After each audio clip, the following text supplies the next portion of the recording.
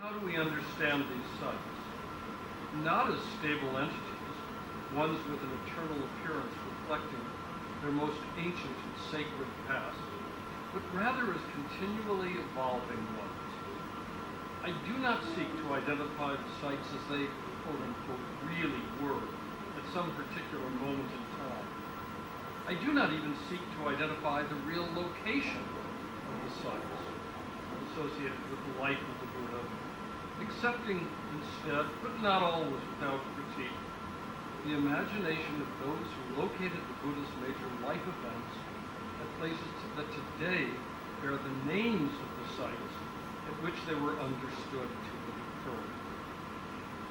Rather, I will explore the fabrications and uncertainties, the contradictions, the slippery quality that pervades these four kinds of sources that have guided encounters with the sites associated with the Buddha's life.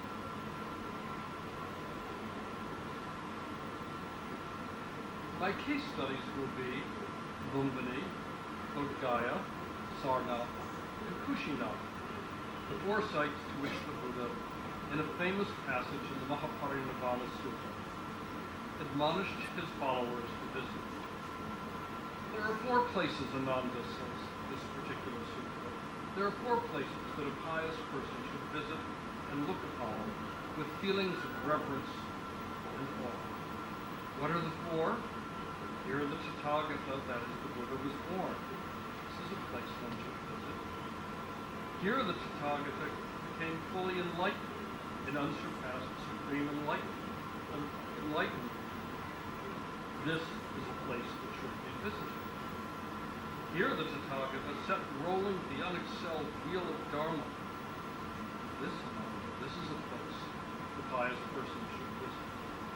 And finally here the Tathagata passed away into the state of nirvana, in which no element clinging remained.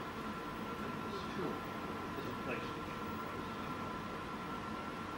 All these, along with Rajgir, Sankissa, Vaishali, and Shravasti, which were subsequently added to the list, were places to which the Buddha walked, alone at first, and subsequently with his followers, the beginning of the Sangha, the Buddhist order. One must presume that he traveled along well-established routes, ones that were used for trade, and thus prepared to host travelers and serve their needs. Although the locus of Kapilavastu, capital city of the Shakyas, is today in dispute, few would deny the placement of Lumbini in Kapilavastu district, Nepal.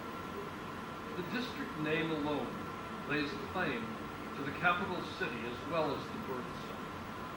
So does the pillar, which indicates that at least by the time of Ashoka, ruling somewhat more than 250 years after the Buddha's birth, the place today called Lumbini was identified as the site of his birth.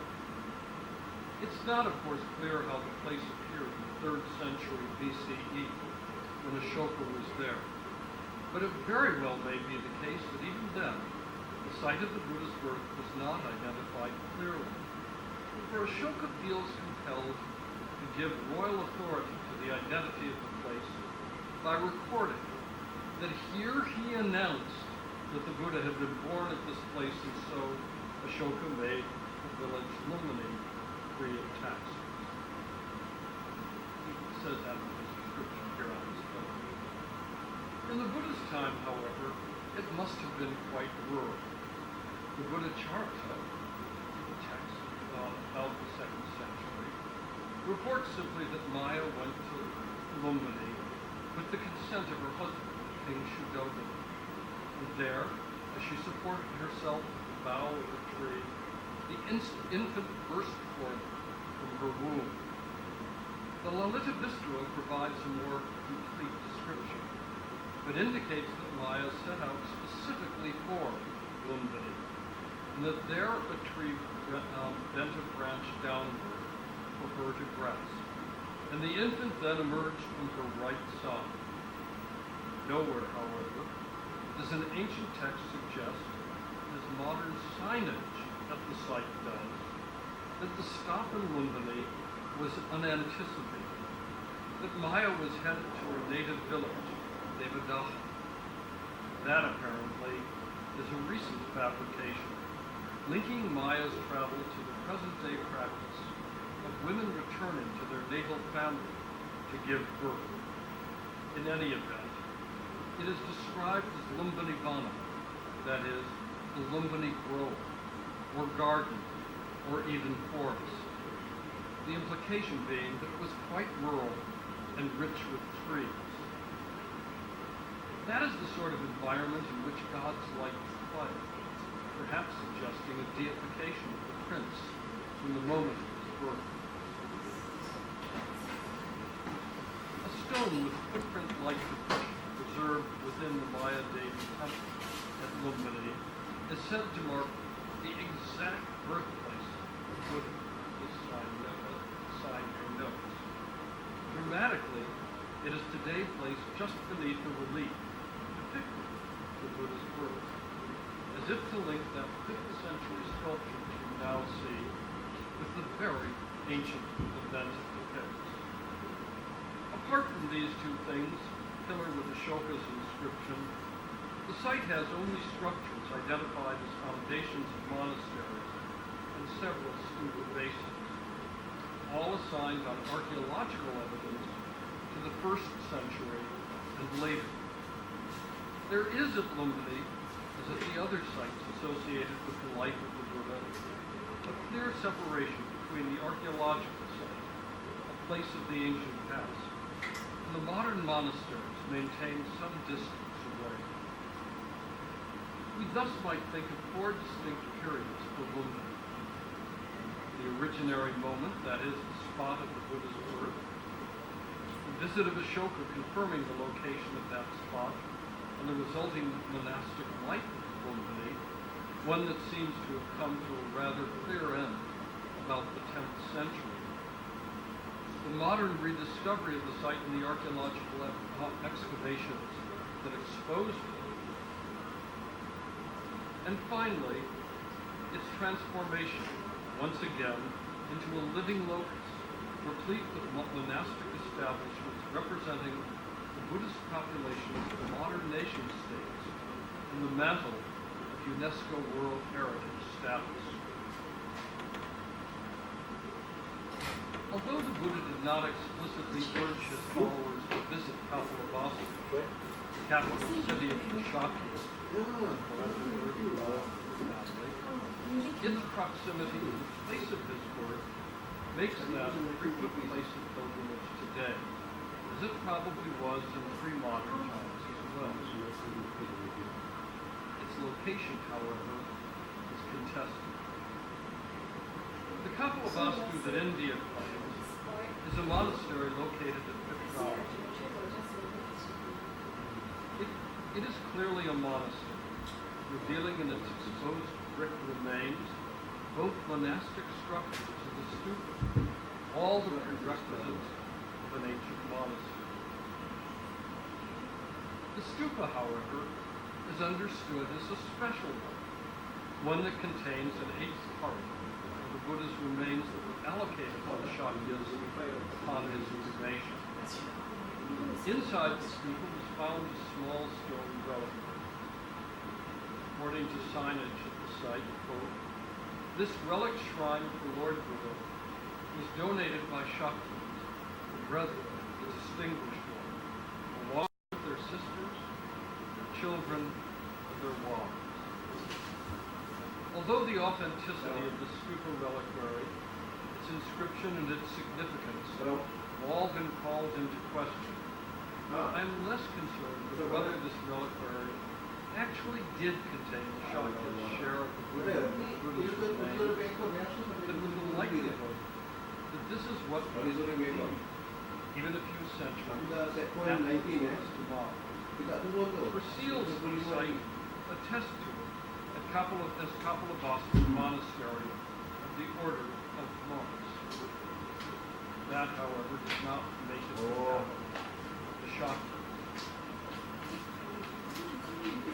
The capital of Austria, the Nepal plain, the site of Tulare, is presented as a residential city, not a monastery. The foundations of structures, which elsewhere might be presented as monastic dwellings, are here given a central cast.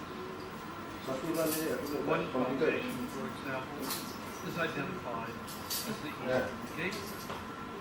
Here, signage proclaims, Lord Buddha left his worldly life.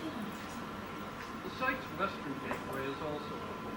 The site, signs proclaim, was surrounded by a moat and a strong defensive wall. The claim to the site's antiquity is supported by painted graveware found there in the course of excavations conducted 8 years ago in 2001.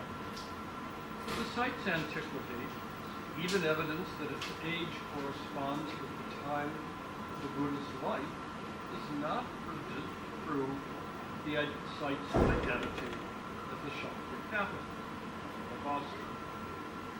Although it is frequently claimed that the identification of Tulare with the capital of Austria has been validated by UNESCO in its designation of Lumbini as a World Heritage Site, that is not the case.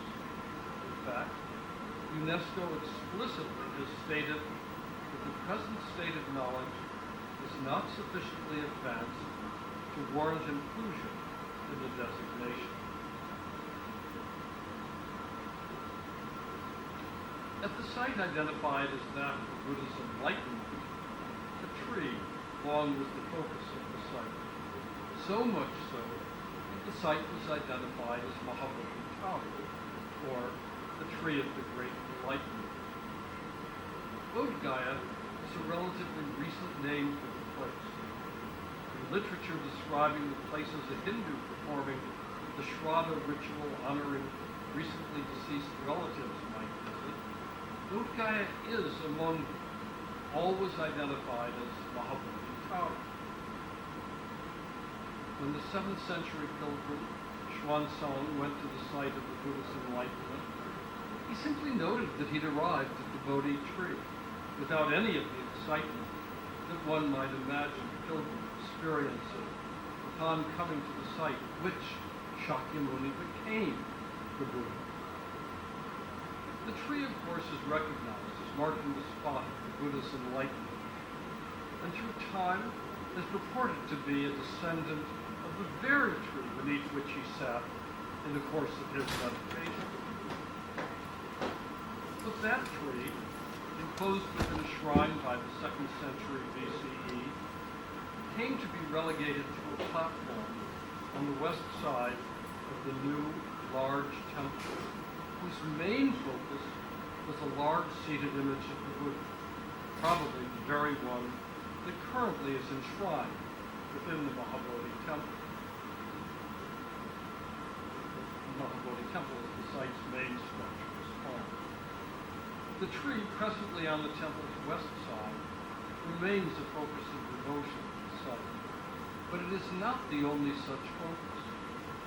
Perhaps because the Archaeological Survey of India does not have authority over Bodh Gaya, it is the one site associated with the life of the Buddha that does not connect present-day pilgrims to the ancient past through archaeological ruins. Rather, it seeks to recreate the spots where the Buddha spent his first 7 weeks after enlightenment. This is a recreation not so much based on any canonical text, but rather on the account of Xuanzang. Canonical texts focus primarily on the Bodhisattva's victory over Mara's attack and temptation. The Vinaya asserts that he spent the first week after enlightenment meditating on the chain of causation and then moved to 3 other places nearby before setting off to Benares. Some later texts spanned his time at Bodh Gaya, subsequent to enlightenment to 7 weeks, each week spent in a different place. But it is Xuanzang who was at the site in 637, who specifically locates these places where the Buddha spent his first 7 weeks. The Chinese pilgrim verbally mapped the site, noting where the Buddha spent his 2nd week, his 3rd week, and so on.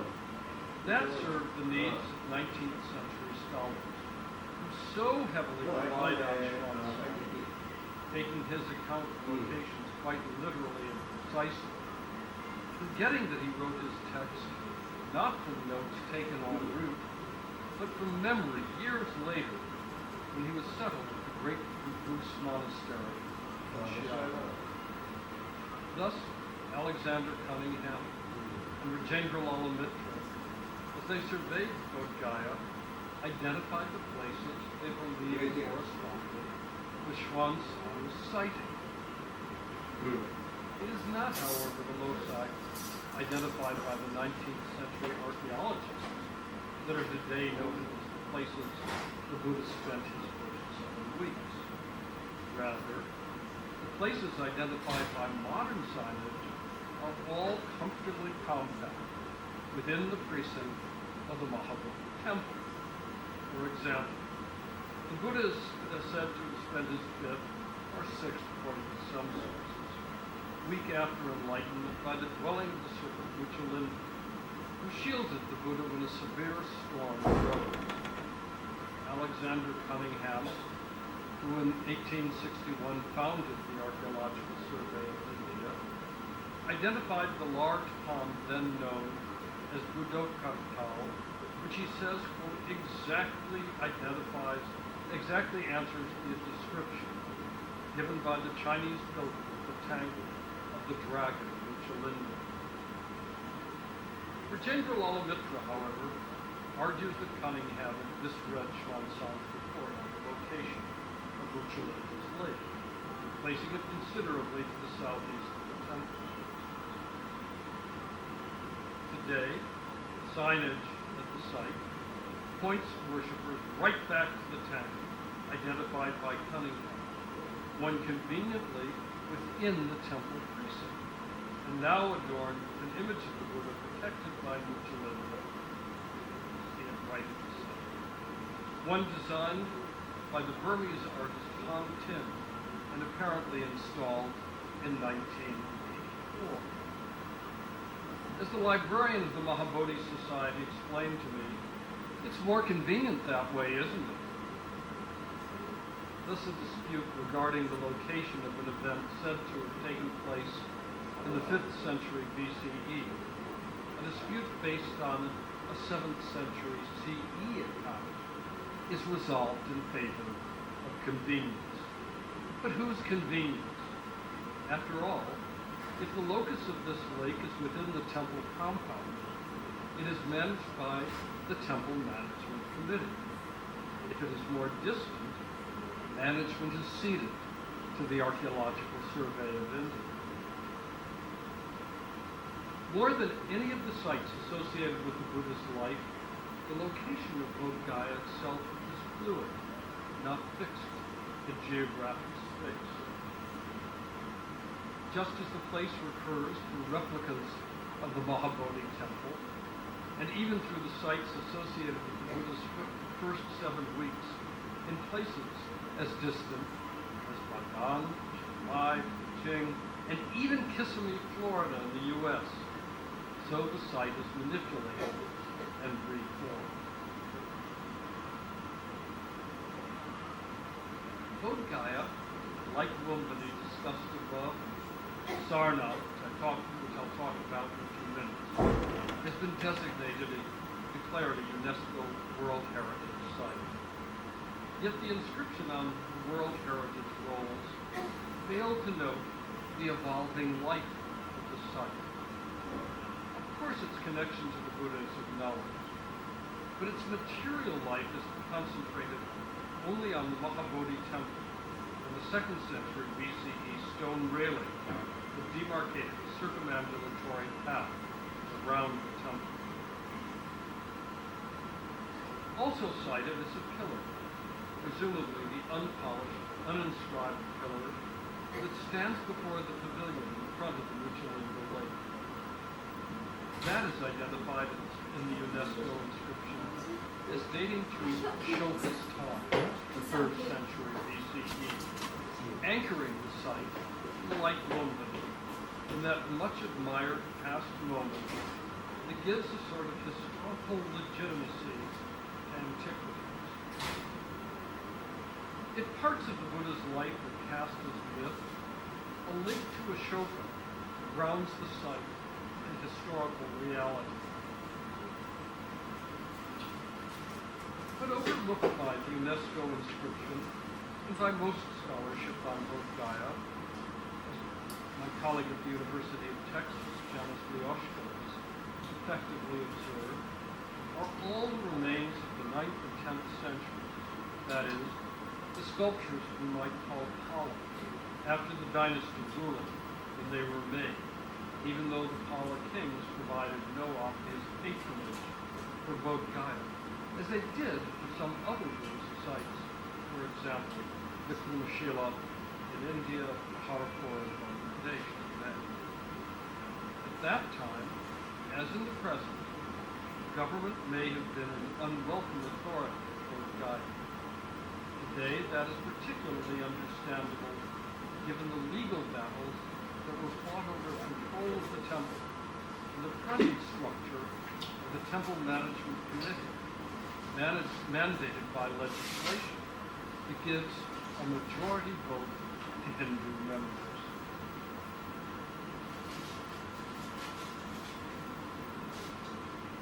While Bodh Gaya may be the site most visited by Buddhist pilgrims, Sarnath is certainly the site most visited by non-Buddhist tourists. Its proximity to Varanasi makes it especially accessible. Very much like Lumbini, it is presented as an archaeological site. A ruin connects the present with a distant past. Indeed, signage at Sarnath is intentionally vague.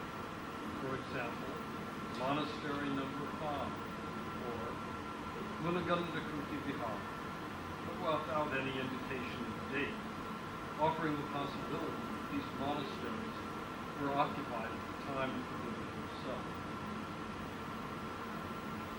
The site's most prominent monument, the Dhammik Stupa, is, in its outermost form, a product of the first half of the 7th century, according to Joanne Williams. That date, which Williams deduced from the style of the floral relief carvings on the stupa, may be supported by a slab, which Cunningham found within the stupa. The Buddhist creed on the slab, he believed, was incised in letters dating to the 6th or 7th century. He also assigned a Maurya, that is, 3rd century BCE date, to the core of the stupa, based on bricks that he described as Maurya. Possibly an accurate observation, possibly, however, an expectation that the Dhammik Stupa, in its original form, was one the Emperor Ashoka is said to have built when he opened the original 10 stupas and divided the Buddhist remains among some 84,000 stupas. Certainly Ashoka was associated with the site.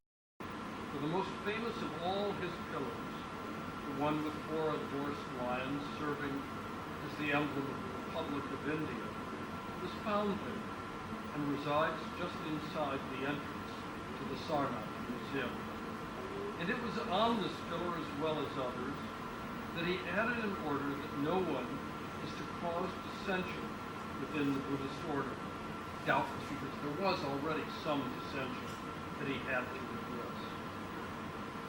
But to pilgrims, one step more important than Ashoka's association with the site is the Buddha's own. For it was here that he preached his first sermon and founded the Buddhist order. Thus, speculation on the modern sign that provides information to Sarnath's visitors that the Dhammik Stupa marks the spot where the Buddha preached his first sermon gives an aura special sanctity to that monument.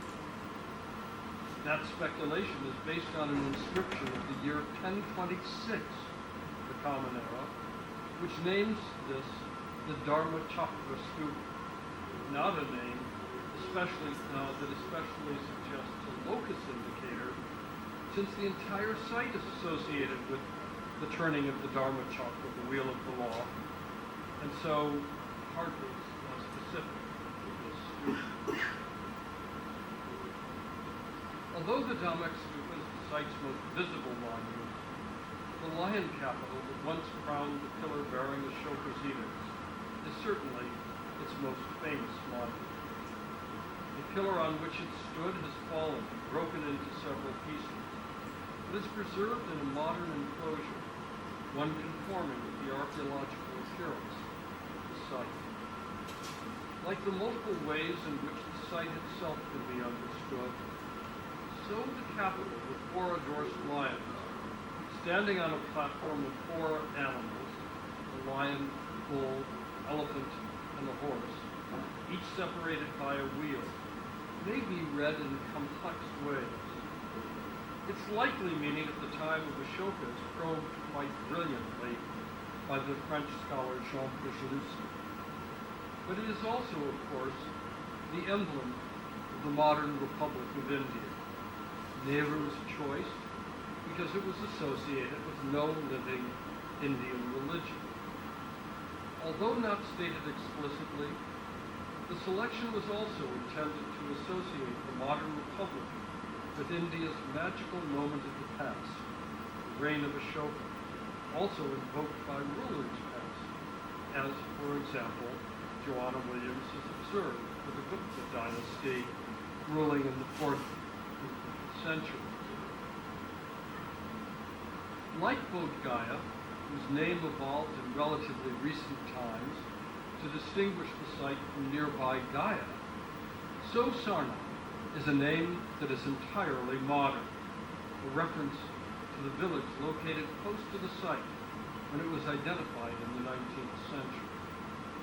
Its ancient name, Mrgadava, that is, Deer Park, or Isipaptana, that is, the place of the rishis or sages, are known from Chinese pilgrims and from Buddhist texts, respectively.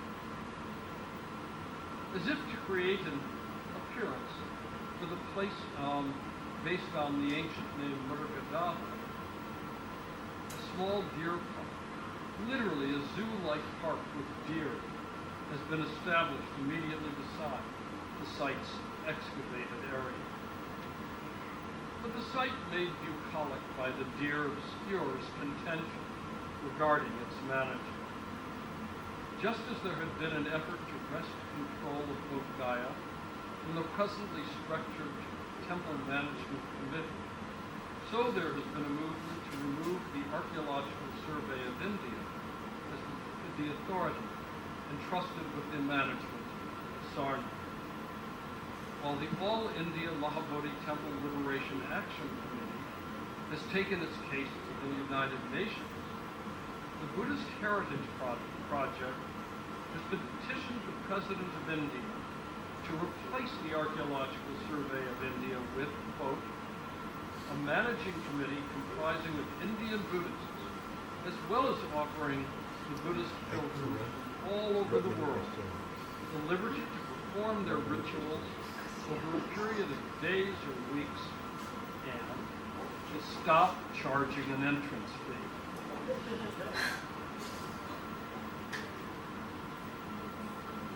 Located close to a tributary of the river Ganga, is the site identified as Kushinagar, where the Buddha obtained their body. At least this is the site that Alexander Cunningham assumed to be Kushinagar, in part because he mapped its location in accordance with Xuanzang's description of his route to reach it, and in part because it was called Kassia, which he related by a long linguistic stretch to Kushinagar. Still, Cunningham must have had some doubt about the site's identity, because in 1876, he sent A.C.L. Carlyle to Kassia in order to make more thorough excavations than Cunningham had done when he was there in 1861-62.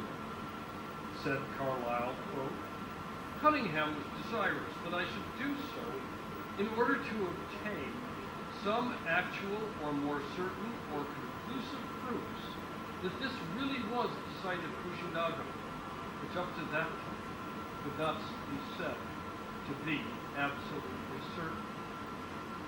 Cunningham's order, it would seem, was, "Find the evidence, don't interrogate it."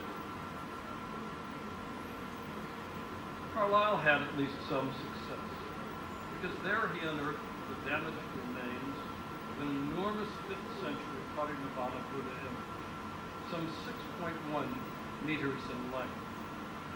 This sculpture, its inscription notes, was the gift of Haribala, the master of Vihara, and carved by Dinna, the only Gupta sculptor from Mathura whose name is known.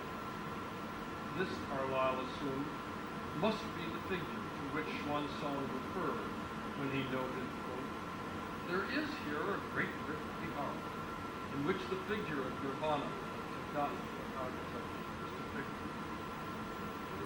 Other things which Xuanzang recalls observing at the site have not been discovered, notably a stupa some 200 feet high that he ascribed to Ashoka, and a stone pillar before that stupa, one recording the Buddha's Nirvana. Like Xuanzang, who has a tendency to ascribe more to Ashoka than any one king could have constructed, so archaeologists have had a tendency to ascribe the foundation of monuments to his time, as they do for several monuments at Kushinagar also. However, the temple presently housing this huge Parinirvana image dates to 1956, celebrated as the 2500th anniversary of the Buddha's Parinirvana. It stands on the remains of a brick structure that probably dates to the 5th century. The excavated area with the Parinirvana temple as its featured monument is treated as Kushinagar's primary site, the one at which busloads of visitors are dropped, the one with food stalls just outside the gated entrance to the site. But a kilometer away, just 1 kilometer away, is the site called Ramappa, where a stupa has been excavated, one that, without any real evidence, is described in site guides as the Buddha's own stupa, the mound that contained his ashes following his cremation. Signage at the site is circumscribed, noting that this, quote, perhaps represents the site of cremation of Lord Buddha. But curiously, it is visited by very few who travel to Kushinagar. Nothing about the Ramappa suggests Ashokan origin, nor has an inscribed pillar been found. And so, taking the account of Xuanzang quite literally, one recent writer has argued that the site today recognized as Kushinagar is entirely misidentified. He uses distances and directions cited by Xuanzang, and also reference to a second stone pillar, one marking the site of the Buddha's cremation, to determine that Kushinagar should be identified with Rampur in West Champaran district of Bihar, where 2 pillars, one with a bull capital, standing today at the entrance to Pakistan, and one with a lion capital, today in the Indian Museum of Kolkata. The Chinese pilgrim's account, written after he had returned to China, not in the course of his pilgrimage in India, apparently is taken as evidence to trump the visual document, that is, the enormous Parinirvana Buddha at the site that the Archaeological Survey of India protects as Kushinagar. This talk represents only some very preliminary thoughts as I begin to explore the sites associated with this life. I am struck by the sense that during the first 2 centuries following the Buddha's attainment of nirvana, these sites had an exclusively literary life, that is, one animated only by texts, not actual remains. This in no way is surprising, since no material remains but for ceramics have survived between the end of Harappan times, about 1700 BCE, and the time of Ashoka, that is, the 3rd century BCE. So we might ask then, to what extent is the discovery of remains assigned to Ashoka's time an attempt to associate these sites with India's most famous pre-modern ruler, one to whom so much in the way of building activity has been ascribed? We might also ask to what extent Ashoka actually played a role in the construction of these sites. While I recognize as a trope the ascription of works to Ashoka, in this case there really is evidence of his intervention in the making of these sites. His pillars at Lumbini and Sarnath indicate that there were monastic communities resident there by his time, communities well enough established and sufficiently certain of doctrine that they espoused that the potential for schism was very, very real. Ashoka's role, or more properly, the role of his time, may have been the introduction of more permanent building materials, ones that give a sense of a material establishment, one that allows the present-day visitor to feel a connection with the Buddha, with the intermediary of ruins dating not to the Buddha's time, but rather to the time of Ashoka, commonly conceived as one of the greatest promulgators of faith. Like most things that we might describe as works of art, these sites do not have a continuous, ever-evolving life that we can thoroughly or reliably document. We see, rather, moments punctuated by change, recorded in literature or in modifications and ruins. We see snapshots in time resulting in an image of punctuated lines. We sense them through Buddhist literature. We view them through the memories of East Asian stories.